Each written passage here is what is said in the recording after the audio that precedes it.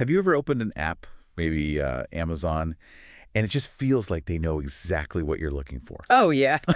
Like sometimes even before you realize you want it yourself, you're just browsing it, Yeah. and then boom, there it is. That perfect thing you were vaguely thinking about seems like magic. It really does feel like magic, doesn't it? But you hit the nail on the head. It's not actual mind reading. Right. What you're seeing, what you experience there, is really the result of an incredibly sophisticated system. Right. It's all designed to anticipate what you might need or want. Okay. So our mission, really, in this deep dive is to kind of pull back the curtain a bit, show how Amazon pulls off this pretty remarkable feat, and crucially, how you can maybe take some of those principles, those powerful ideas, and apply them in your own work, your own ventures. Okay, so listeners can use this too. Exactly. And we're basing this whole discussion on a really deep look into the strategies outlined in the source, Amazon's mind-reading marketing, strategies for your business. Right, so we're going to really get into Amazon's, secret sauce. Understand what makes those recommendations feel so spot on, so tailored just for you. And knowing this, it's not just, interesting trivia. It's about figuring out the core ideas that let them sell more, sell smarter, and build this, almost unbelievable customer loyalty. It is pretty incredible. Our goal here is really to give you insights so that your audience, your customers, end up saying, wow, they just get me. And it's a fascinating story of how they got here. Amazon started way back in 1995. Pretty humble beginnings, right? Just an online bookstore. Yeah, I remember that. But even then, right from the start, Jeff Bezos had this much bigger idea, this grander vision, to be the most customer-centric company on Earth. And that vision, wow, it really did change everything, didn't it? How we shop, how we think about convenience. Totally reshaped it. Initially, those recommendations were pretty basic, weren't they? Like, oh, you bought this book, maybe you like this other one. Simple connections. Very simple associative stuff. Customers who bought this also bought that. But yeah, that system has evolved, dramatically. Dramatically how? Well, what started as that simple comparison has morphed into something way, way more complex. Now it's more like, okay, based on everything you've ordered before, things you save for later, how long your mouse hovered over that specific product image, even that random thing you searched for last Tuesday. Right. Here's the next thing we're pretty sure you're going to want. Yeah. And often, before you even consciously know you need it. That's the mind-reading part. Exactly. That's what we mean by hyper-personalization. It's proactive. It's not just reacting to what you did. It's predicting what you'll do. So, okay, how does that actually work then? Behind the curtain, like you said, it's obviously not just some smart person guessing. What's the machinery? Right. No, it's a very complex dance between data and algorithms. At the core, Amazon uses something called collaborative filtering. Collaborative filtering. Yeah, and the key thing here is it's not just looking at your data alone. It analyzes your behavior, sure, but then it compares it with the patterns, buying patterns, browsing patterns of millions, literally millions of other users. Millions, wow. Millions who show similar tastes or behaviors to you. So, if you and I consistently buy similar things, say we both bought product A, product B, product C, and then I go and buy product D, well, the system flags that. It predicts that you'll probably be interested in product D too. Just based on our shared history. Exactly. Purely based on their shared patterns. Even if product D is brand new, maybe has 0 reviews yet, doesn't matter. The connection is us, not the product itself initially. That's fascinating. So they don't even need to deeply understand the product, just the human behavior around the product. Precisely. The collective behavior is the key. And they track, well, pretty much everything we do on there, don't they? Every click, every pause, the digital breadcrumbs. Oh, absolutely everything. They log not just what you viewed or bought, but the exact time of day you tend to browse, the specific search words you typed in, and crucially, like you said, which products you paused on while scrolling, even if you didn't click. Yeah. Those pauses are valuable signals. Those are your digital breadcrumbs, right? Exactly. And this, it's a mountain of data. It isn't just stored away somewhere. It's actively, constantly being used. They run continuous, tiny little A/B tests. A/B tests on what? On practically every single element of the platform.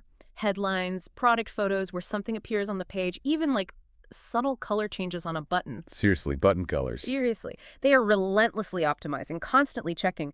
Did that tiny change lead to even a fraction of a % increase in clicks or buys? Because at Amazon scale, those tiny fractions add up to billions. So it's just this nonstop scientific experiment in optimization. Okay, but Knowing what we want, that's one thing. Getting us to actually hit buy is another. That's the other half of the equation, absolutely. And that's where I guess psychology comes in, human nature. What kind of classic triggers are they using there? Yeah, beyond the pure algorithms, Amazon is absolutely a masterclass in behavioral psychology. They lean hard on urgency, you know. Like only 3 left. Exactly. Only 3 left in stock. Or order in the next 1 hour and 47 minutes for next day delivery. Creates that pressure. Yeah, you feel you have to act now. Then there's social proof.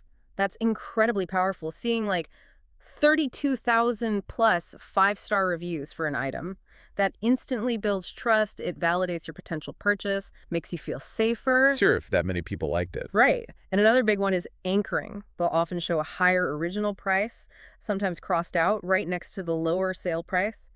That makes the current offer seem like a much, much better deal, an irresistible bargain. Ah, the classic anchoring effect. And it all feeds into making buying just effortless, right? Things like the one-click checkout, remember your address and card. Totally seamless. It reduces friction so much you barely have a moment to reconsider the purchase. It really drives home that it's not just what they recommend, but how they present it and when that really pushes the sale. Precisely. Remove every possible barrier, every point of friction between seeing something and owning it.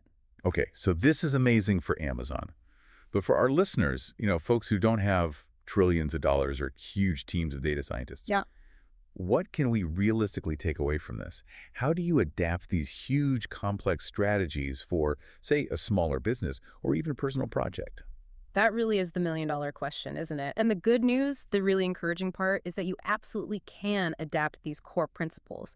It's not about replicating Amazon's scale, it's about adopting their mindset. Okay, how? So instead of just broadly tracking behavior, really focus on those micro-interactions we talked about. For a smaller setup, this means going beyond just counting page views. Right. Are you looking at how far people scroll down your product pages? Scroll depth. Are you tracking maybe how long someone hovers over a particular image or section? That means you can track with, like, analytics tools. Exactly. Even tools like Google Analytics, especially if you set up enhanced tracking, can give you these granular details. Those are your digital breadcrumbs, even on a smaller scale. Okay, so pay attention to the small signals. What else? Then think about recommendation engines, but scaled down. Even a simple, you might also like, or customers also bought section on your website. That's a basic form of collaborative filtering. Yeah. Or on a blog, a related article section. Same principle. For email marketing, definitely move beyond just using their first name. That's table stakes now. So better segmentation. Yes. Segment your lists.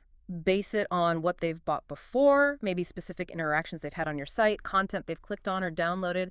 Then personalize the emails, the content, the offers, even the timing based on those specific actions. Make it relevant to their journey. Exactly. And maybe most importantly, embrace that idea of continuous testing. You might not run thousands of A/B tests like Amazon. Probably not. Right.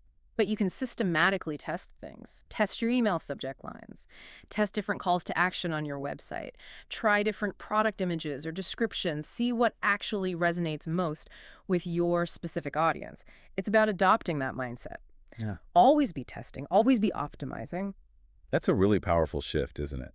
Thinking less about copying what Amazon does and more about embracing their underlying philosophy, that constant data-driven effort to anticipate. That's the core. Which brings up a big question. Is Amazon's massive advantage really just about having, basically unlimited money and resources? Or is there something deeper, more fundamental going on? You know, what's really fascinating when you dig into it is that Amazon's true edge isn't just the budget or the scale, though obviously that helps. Right. It's this almost obsessive, deeply ingrained focus on understanding the customer, on anticipating behavior. That core principle, predict needs, optimize every single interaction that's actually applicable at any scale. Whether you're a startup or a giant. Exactly. It's about putting that customer experience truly at the absolute center of every single decision you make. Okay. So thinking about the future then, where's all this heading? If we connect these dots, Amazon's already patented something called anticipatory shipping. That's right. Which sounds wild. Like they'll actually ship stuff to a warehouse near you before you've even clicked order, just based on their predictions. That's the idea. Taking predictive shopping to its logical, maybe even extreme conclusion. Wow. And the clear takeaway from that, I think, is this. The brands, the businesses that really win in the future, they won't just be reacting to customer demand, they'll be anticipating it They'll be thinking like their customer. before the customers even act. Yes. That's kind of mind-boggling to really think about. I mean, if companies can genuinely predict what we desire, maybe deliver it before we even consciously decide. Yeah. How does that change us? How might that shape our own decision-making, our expectations? It's a profound question, isn't it? It really challenges us to think about our own agency. How does our relationship with buying, with consuming, evolve when so much is anticipated for us? What level of convenience do we start to expect as standard? Right. And maybe what responsibilities does that level of foresight place on the brands themselves? That's definitely something to chew on, a really provocative thought to end on, something for you, the listener, to consider. If companies know what's coming, what does that mean for how you choose, and what responsibility comes with that knowledge? Worth reflecting on. Definitely. Something to ponder as you think about your own experiences with this kind of hyper-personalization, and maybe continue your own deep dive into what it all implies for us as consumers and for anyone creating anything for an audience today.